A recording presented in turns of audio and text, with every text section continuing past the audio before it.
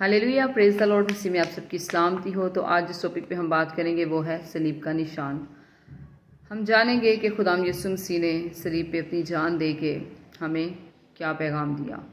तो आइए मेरे साथ खुदाम के पाकलाम में से ग्रंथस की कलीसिया के नाम लिखा गया पौलुस रसूल का पहला ख़त, उसका पहला बाब और उसकी 18 आयत में यूँ लिखा है, क्योंकि सलीब का पैगाम हलाक होने वालों के नज़दीक तो बेवकूफ़ी है, मगर हम निजात पाने वालों के नज़दीक खुदा की कुदरत है। आमीन। तो आज भी अगर देखा जाए तो किसी के लिए सलीब का निशान सिर्फ एक निशान है।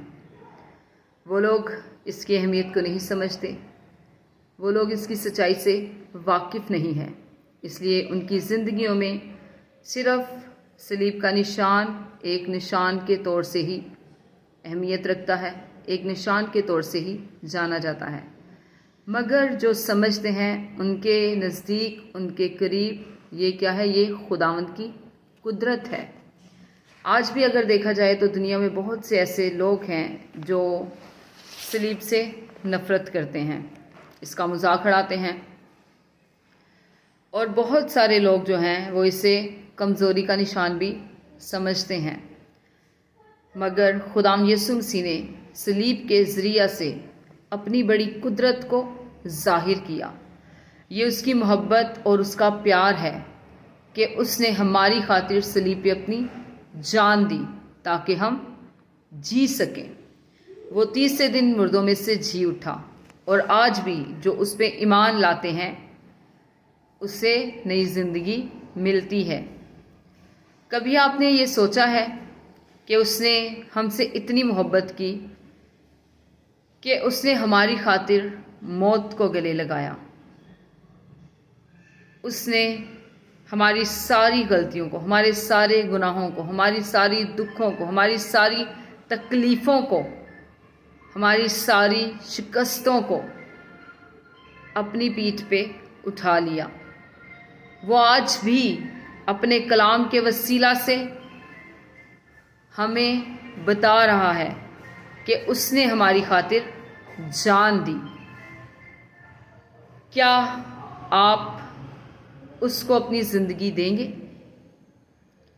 जिस खुदावंद यीशु मसीह ने हमारी खातिर सलीबी मौत को गवारा किया।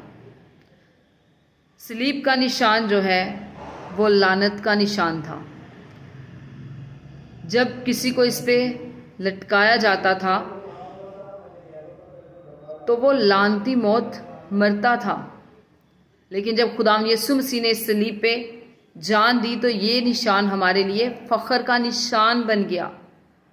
उसने हमारी खातिर सारे दुखों को, सारे दर्दों को सहा ताकि हम मखलिसी पाएँ, हम रिहाई पाएँ, हम छुटकारा पाएँ, हम निजात पाएँ। उसने अपने कीमती लहू को सलीब से हमारी खातिर बहाया ताकि हमारे सारे गुनाह उसके लहू के वसीला से धुल जाएं और हम हर तरह की नजासत से पाक और साफ़ हो जाएं।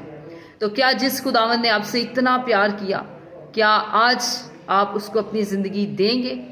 अगर देंगे तो आज ही मौका है, आज ही तौबा करने का दिन है।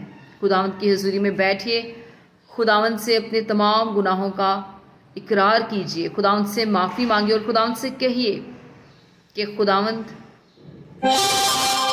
मैं तेरी मोहब्बत को, तेरे अनकंडीशनल लव को जो तूने मुझसे किया, मैं उससे जान गया हूँ खुदावंद, और मैं तेरी कुर्बानी को कभी ना भूलूंगा। मैं तेरी कुर्बानी को कभी ना भूलूंगी, बल्कि उसे हमेशा याद रखूंगी।